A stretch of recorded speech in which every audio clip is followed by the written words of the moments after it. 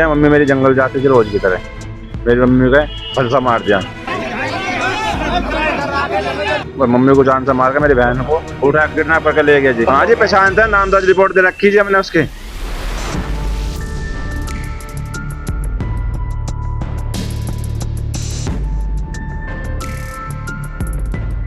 उत्तर प्रदेश के मेरठ जिले से आई खबर ये दिल दहला देने वाली है। एक ऐसी वारदात जिसने इंसानियत को शर्मसार कर दिया और पूरे इलाके में दहशत फैला दी।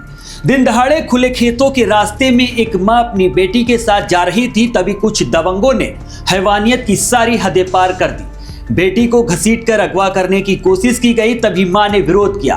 अपनी बेटी की इज्जत बचाने के लिए आगे आई और बदले में उसे सरेआम गड़ासे से काट डाला गया।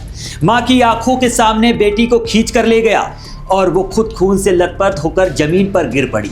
ये कोई फिल्म नहीं है, ये आज के समाज की कड़वी सच्चाई है। सवाल सिर्फ ये है कि क्या हमारे यहाँ बहन बेटियां वाकई सुरक्षित है? मेरठ की यह घटना पूरे सिस्टम की पोल खोल रही है। दरअसल घटना मेरठ जिले के सरदाना थाना क्षेत्र स्थित कपसाड़ गांव की है। आरोप है कि पारस राजपूत नामक युवक ने एक दलित महिला की धारदार हत्या की और उसकी नाबालिग बेटी का अपहरण कर लिया।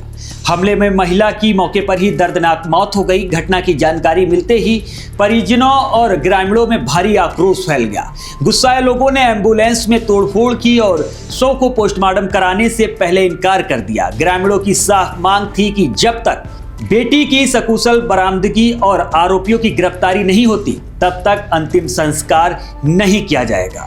घंटों चले हंगामे और भीम आर्मी के विरोध प्रदर्शन के बाद वरिष्ठ प्रशासनिक अधिकारियों के आश्वासन पर परिजन पोस्टमार्टम के लिए राजी हुए। एहतियातन गांव में भारी पुलिस बल तैनात कर दिया गया और फिलहाल हालात नियंत्रण में बताए जा रहे हैं।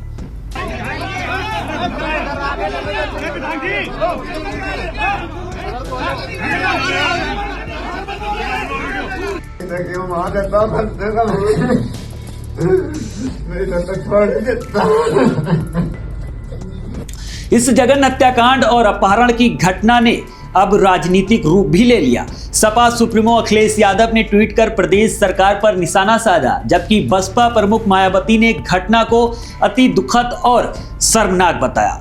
सरदना से सपा विधायक अतुल प्रधान ने आरोपियों पर राष्ट्रीय सुरक्षा कानून NSA लगाने की मांग की है। विपक्ष ने महिला सुरक्षा को लेकर योगी सरकार को घेरते हुए सख्त कार्रवाई की मांग दोहराई है।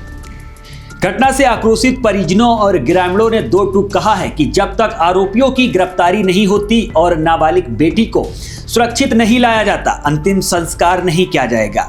इस फैसले के बाद गांव का माहौल और संवेदनशील हो गया। सूचना मिलते ही पुलिस और प्रशासन के वरिष्ठ अधिकारी मौके पर पहुंच गए और परिजनों को समझाने का प्रयास किया गया, लेकिन वो अपनी मांगों पर अड़े रहे। किसी भी अप्रिय स्थिति से निपटने के लिए अतिरिक्त पुलिस बल गांव में तैनात कर दिया गया है। स्थिति को नियंत्रण रखने के लिए गांव में पुलिस का स्थानीय कैंप लगा दिया गया है। घटना जो हुई है, मम्मी मेरी जंगल जाती थी रोज की तरह, मम्मी और मेरी सिस्टर जाती थी। वहाँ पे एक पास सोम ने मेरी मम्मी का फलसा मार दिया, जान से मार दिया। मेरी मम्मी को जान से मार के मेरी बहन को उठा किडनैप करके ले गया जी।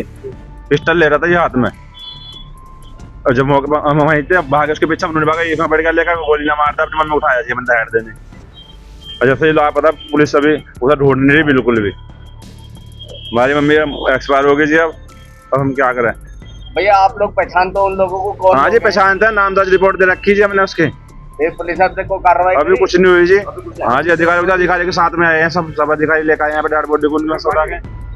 CO Ashutosh Kumar, inspector Dinesh Pratap Singh, crime team और अन्य पुलिस बल लगातार गांव में गश्त कर रहे हैं। पुलिस की मौजूदगी में गांव में सख्ती और भय का माहौल बना हुआ है। पुलिस ने मृतका के बेटे नरसी की तहरीर पर पारस, सोम और सुनील को नामजद करते हुए कई अज्ञात लोगों के खिलाफ गंभीर धाराओं में मुकदमा दर्ज किया गया है। घटना को लेकर एसएसपी विपिन टांडा का कहना है कि आरोपियों की गिरफ्तारी के लिए एसपी ग्रामीण के नेतृत्व में 5 टीमें गठित की गई हैं। मुख्य आरोपी पारस की तलाश की जा रही है, जो स्थानीय डॉक्टर के पास कंपाउंडर का काम किया करता था।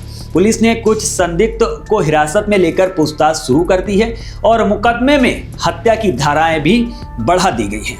पुलिस का दावा है कि जल्द ही बेटी को सुरक्षित बरामद कर लिया जाएगा और सभी आरोपियों को गिरफ्तार करके सलाखों के पीछे भेजा जाएगा। थाना सरदना में घटित घटना में परिजनों द्वारा दी गई तहरीर पर पुलिस द्वारा 2 अभियुक्तों के विरुद्ध गंभीर धाराओं में मुकदमा दर्ज किया गया है। इसमें 10 से अधिक पुलिस टीमें कई जनपदों में लगी है, जो अभियुक्त की गिरफ्तारी और युवती की बरामदगी के लिए निरंतर प्रयासरत है। अभी तक की जानकारी में जो सामने आया है, दोनों पक्ष एक ही गांव के हैं और युवक और युवती आपस में पूर्व परिचित हैं। इसमें जो भी सुराग मिल रहे हैं, उस आधार पर पुलिस शीघ्रता से कार्रवाई कर रही है।